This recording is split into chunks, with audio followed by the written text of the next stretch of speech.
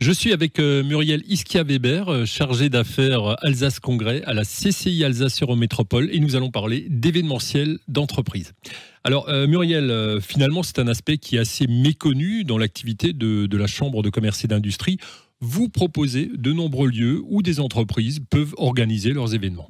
Mais oui, Christophe, nous proposons 80 salles sur 6 sites en Alsace, Strasbourg, Colmar, Mulhouse, 2 sites par ville.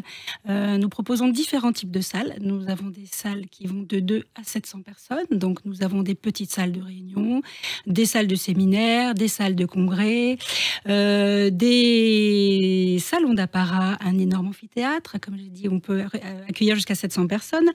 Et mon rôle est d'accompagner toutes ces personnes dans l'organisation de leurs manifestations. Les manifestations sont toutes des événements à caractère professionnel que nous proposons au jour d'aujourd'hui. Nous proposons vraiment des solutions sur mesure. À titre d'exemple, cet été, nous avons accueilli France Télévisions qui a tourné une série chez nous, à la CCI, avec des contraintes techniques assez grandes. On a même été jusqu'à rajouter des prises 32 ampères à notre tableau électrique. On s'est arrangé pour proposer une cantine pour les comédiens, etc. etc. Donc, on peut aller de la petite réunion au tournage, à la très grosse manifestation. Voilà ce que nous proposons aujourd'hui en termes de salles et de prestations. Voilà, alors on a un large choix, on l'a compris, de salles avec différentes ambiances, une grande souplesse aussi pour accueillir différents types d'événements, même des tournages de films.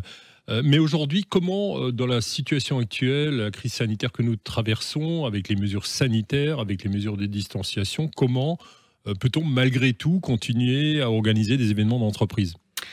Alors un peu comme tout le monde, nous nous sommes adaptés et nous avons mis en place les mesures sanitaires en vigueur, donc un fléchage pour l'entrée et la sortie, la mise à disposition de solutions hydroalcooliques pour tout le monde. De plus, en ce qui concerne les salles, nous laissons une place vacante pour une place occupée lors de réunions. Et on attribue des salles plus grandes que celles que l'on attribuait avant pour que les gens se sentent plus à l'aise, pour qu'on ait vraiment beaucoup d'espace. Et bien entendu, ces salles sont au tarif de la salle plus petite. Ne profitant pas de la situation non plus, il ne faut quand même pas exagérer.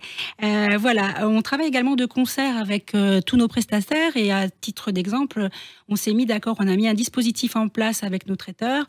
Et en ce qui concerne les cocktails, ils ne sont plus du tout en libre service. Nos cocktails aujourd'hui sont effectivement disposés comme d'habitude, mais les convives choisissent leurs entremets et c'est le personnel des traiteurs qui les sert directement sur assiette. Donc, on s'est adapté avec tous nos prestataires et c'est vrai que quelque part, ça constitue également un défi parce qu'il faut travailler autrement et c'est presque un peu stimulant également. Voilà. Il faut toujours faire du positif. Est-ce qu'on peut dire que la crise que nous traversons a changé la manière de se réunir, la manière de collaborer ? Alors oui, complètement. Alors en fait, ce qui est compliqué au jour d'aujourd'hui, c'est qu'on ne sait pas de quoi demain sera fait.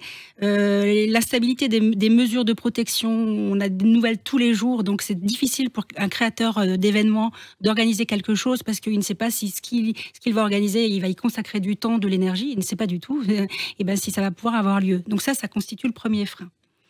Le second frein, c'est vrai que c'est difficile d'organiser des réunions en présentiel vu toutes les contraintes. Néanmoins, nous avons mis en place un système visio qui existait déjà avant et beaucoup de gens nous demandent s'ils peuvent venir louer des salles pour faire de la visio et on constate aujourd'hui que ce qui est le plus pratiqué, c'est la solution mixte, présentiel et visio.